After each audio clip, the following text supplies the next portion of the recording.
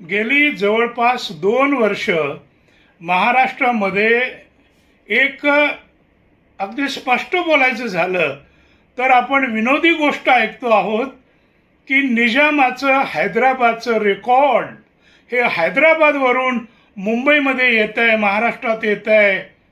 अहो, पण जे रेकॉर्ड कायदेशीरदृष्ट्या नोटिफिकेशन्स काढून निजामाच्या हैदराबाद गव्हर्नमेंटनं नोव्हेंबर 1956 मध्ये त्यावेळेच्या मुंबई सरकारकडं, मुंबई प्रांतिक सरकारकडं हँडओव्हर केलं. नोटिफिकेशन आहेत, जी दस्तऐवज तुम्हाला दिलेली आहेत, जी तुमच्या ताब्यात आलेली आहेत, ताब्यात आल्याबद्दलची नोटिफिकेशन निघालेली आहेत, आणि मग जाऊन तुम्ही हैदराबादला काय शोधणार आहात?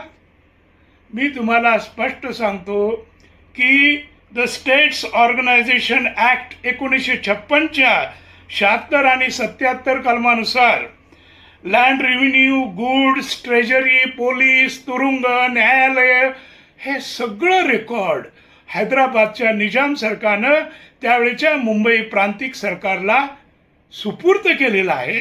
आणि त्यामुळं जुन्या ज्या म्हणी आहेत, काक्यात कळसा आणि गावाला वळसा, किंवा आग रामेश्वरी आणि बंब सोमेश्वरी असा हा विनोदी प्रकार होऊ घातलेला आहे.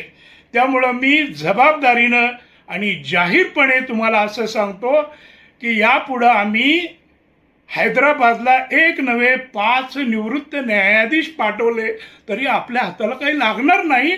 कारण जे रेकॉर्ड तुम्हाला त्यावेळेला दिलेला आहे, विधिवत कायदेशीररित्या तुम्ही स्वीकारलेलं आहे, ते तुम्हाला निजाम कुठून देणार? आणि त्यामुळं आमचे शेतकरी जशी काही हैदराबादच्या निजामाची बेगम आपल्या उशाला घेऊन देगलूरच्या किंवा नांदेडच्या आमच्या शेतकऱ्यांचे 7-12चे उतारे घेऊन बसलेले आहे, असं जर आपण ठरवत असू तर आपण सगळे मूर्खाच्या नंदनवनात राहतो आहोत असं म्हटलं तर वावगं ठरणार नाही. अगदी स्पष्ट आहेत मित्रो. त्यावेळेचे म्हणजे आजच्या हिशोबानं मराठवाड्याचे जे 8 जिल्हे आहेत, हे रेकॉर्ड आम्हाला काय सांगतं की 1 नोव्हेंबर 1956च्या दरम्यान जे 8 जिल्हे औरंगाबाद, बीड, उस्मानाबाद, परभणी, नांदेड, बिदर, आजचा लातूरचा काही भाग आणि मूळचा नळदुर्ग जिल्हा तथा उस्मानाबाद जिल्हा, या सर्व जिल्ह्यांचं रेकॉर्ड त्याच वेळेला निजाम सरकारनं मुंबई प्रांतिक सरकारला दिलेला आहे.